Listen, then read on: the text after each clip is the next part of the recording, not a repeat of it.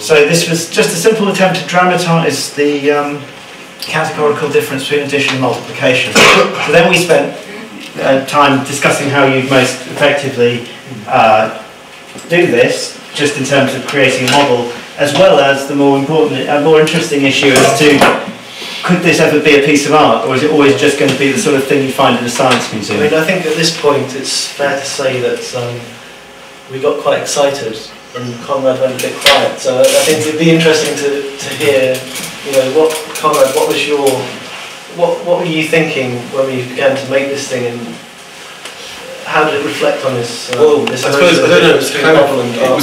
It was quite interesting for me because I'm used to being quite the sort of egotistical artist working on my own and just pushing forwards on my own. So that was initially sort of, I was being led by this idea, which was kind of I'm not used to in that sense.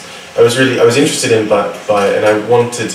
At first, I was thinking, well, I don't know, we're going to make this artwork that's going to be pretty boring and kind of, is it going to be a model rather than being? It's not going to create problems. It's going to be a demonstration of this thing, and I didn't think that in itself was going to be that interesting.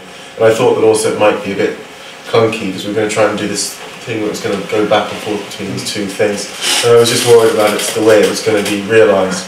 But then sort of there was this enthusiasm, and I did like the idea of this branching effect with this system, because it sort of had a sort of timeline that's from this drawing is going from right to left, right, on the one over there is branching from left to right, and it sort of had this sort of branching system which was a sort of linear, but there was a sort of time element which I liked about it. So I thought actually this is actually good. We'll make this model, and then I will just respond to it, or we'll sort of try and work out, bend it, or twist it into something that's maybe more ambiguous.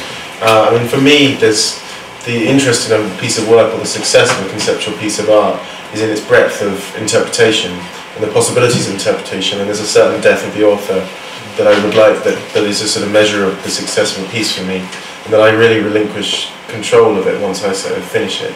And so for this, for Matthew, his the sort of conveyance of the idea is sort of paramount, and that ambiguity is the sort of enemy of his intent. I think this was one of the major differences. This was kind of this was the sort of real sort of obstacle we were getting to.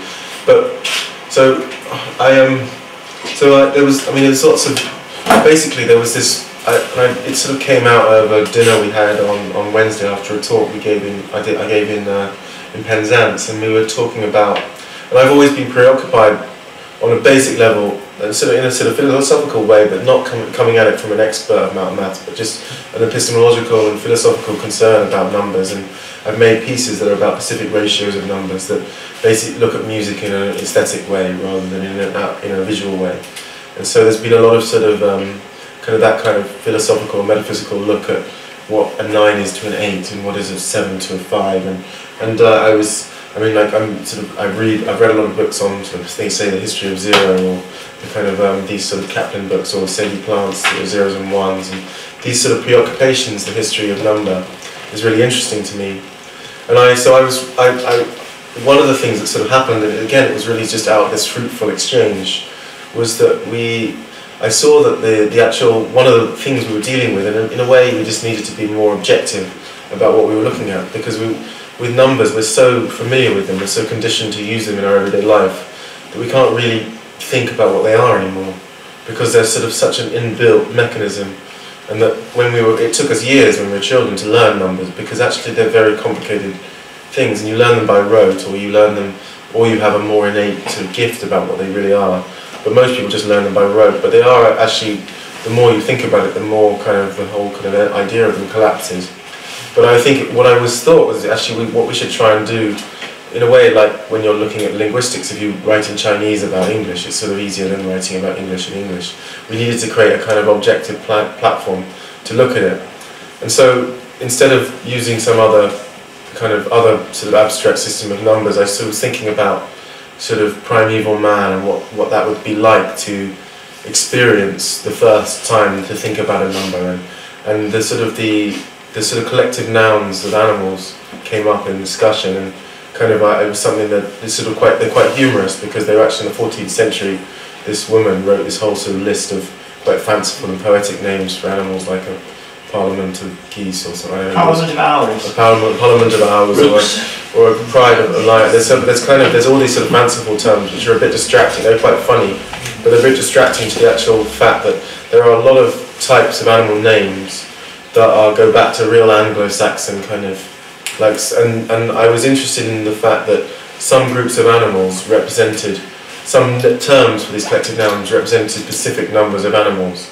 So like we went through the sort of dictionary and did a bit of research and found most of them refer to a group of animals but not a specific number. But I was interested in the idea of if you were a primeval man, you just had a tiny community of people in some remote kind of wilderness in England or anywhere in the world for that matter, and you were confronted by a couple of rabbits that came by every evening at dusk. They ran past your field and they kind of went, and you didn't know what. But you always saw them as these two. I'm trying to avoid the word two, but you had this amount of animals went past, or at dawn these three hawks would fly over your head, and they would fly over your head every night, or for 7 days they'd fly over your head, and you would call that. You wouldn't have an idea of numbers because no one had taught you numbers, and you had no use of numbers because you had no trading and you had no need for them. You had no consciousness of what a number was. So you would call that family of animals that existed together a name, and so, for example, a brace of rabbits is 2 rabbits. It refers to a specific number of rabbits, and a lease of hawks is 3 hawks. And so you'd have these, and then there's another one that says solitude of boar, and boar is and it was really difficult to find an animal, a collective noun, a singular of boar, sorry. And that was very difficult to find a word for animals that exist on their own as a collective noun, obviously because you would just call it a boar, but it was important for us to change one to another. So what we did was we created a 1, 2 and 3, where we had a singular was what we were going to use for boar, but I felt that it was too near to. So anyway, before I do that, first of all, 2 became a brace. 2 became brace, and 3 became lease, which was a lease of hawks or a brace of rabbits. So we kind of created this sort of strange animal kind of system for numbers that were trying to be completely away from a hierarchy of 1, 2, 3, 4, 5, and they would exist like you'd have a squadron of birds that were sort of 7, but they would have nothing to do with the sequence of numbers, but just to do with some sort of really sort of basic patchwork of reality that you would build up as this Neanderthal man. So in a way you were, it brought into relief even more strongly this idea that you could apply numbers to themselves when you used as numbers these very concretely anchored, these things which were anchored in reality, and which, as you can see by the multiplication table in the corner there, when you multiply braces and lease, you get these kind of absurd clusters of words which. But the first point, I suppose, is when you're twoing something. Yeah. It's the act of multiplication is the act of. So if you're going to time something by 2, you're actually you're twoing something, yeah. Or you're threeing something. Yeah. And so we were then swapping the word of twoing for the term bracing, and likewise the word of threeing became leasing. So it was, and then we created this grid of this table of things which Matthew filled in for me. The important point, I mean, we were getting quite whimsical. I think it's been a long week. And well, I think that it's worth dwelling on that just for a moment, is that this is kind of the next episode when in this tug of war the rope got pulled the other way. And I think, Conrad was getting really excited and Matthew was saying, well, I'm not quite sure about this. I think you see this a little bit in the film. But I think gradually we began to warm to the menagerie, didn't we? Yeah, we were touching on the same thing. And the point is, if you've got a specific word, and I've read a little bit of ethnomathematics, where ethnographers or records of early encounters with indigenous peoples from various parts of the world have recorded various words for numbers or various people's dealings with numbers.